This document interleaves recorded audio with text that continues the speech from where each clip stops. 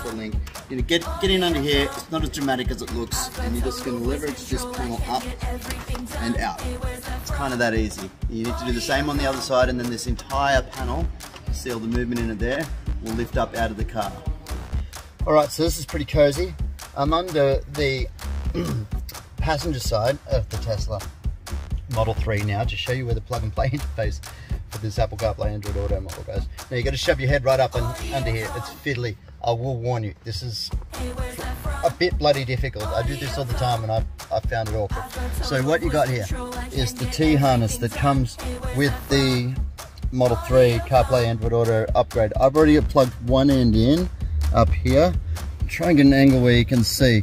So after you take off the cover panel under the glove box with a couple of screws and a couple of little plastic rivets, you'll see this hard module here at the back, and this is the entertainment module that does all the thinking. That's the computer that governs all the entertainment and infotainment stuff on the screen. Now there's a little grey plug up on this side. This is close to the tunnel in the middle of the car, not the outside of the car that way.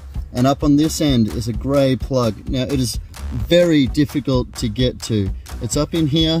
You got to release the clip off it to slide it out and uninstall it. I had to get a couple of tools in there to get it done. You'll then be able to plug in one side of your T harness and then the other side of the T harness.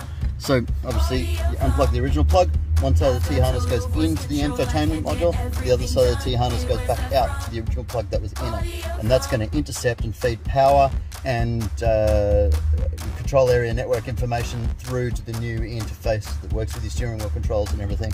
So you got to get up under here. I've done one side of it, and now I'm going to have to put the phone down to get this other plug back into this module, because like I said, it is bloody fiddly.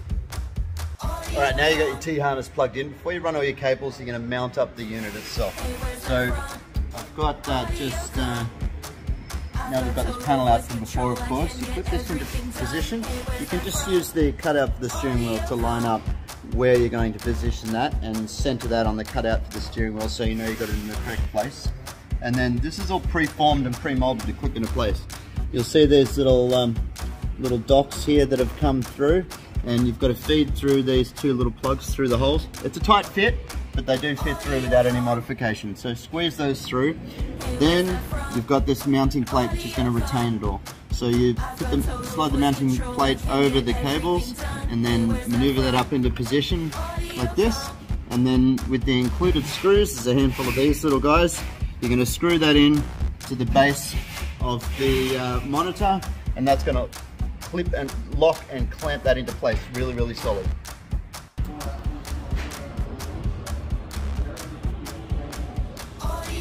And now that you've got the screen mounted to that panel, it's just a matter of running the two cables up to this point.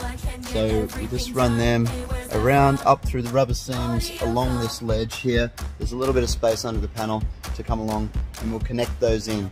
And then we'll be able to do a power up test and drop this panel back into place. We've just got it sitting on a neoprene dash protector at the moment there, so we can move it around and not mark the dash. Great idea to get yourself one of these. We use these in all the AudioCom workshops whenever we're working on a car and maneuvering tunnels. We've always got these neoprene dash protectors over the center console or over the steering column or on the dash or wherever we're working to make sure we don't scratch or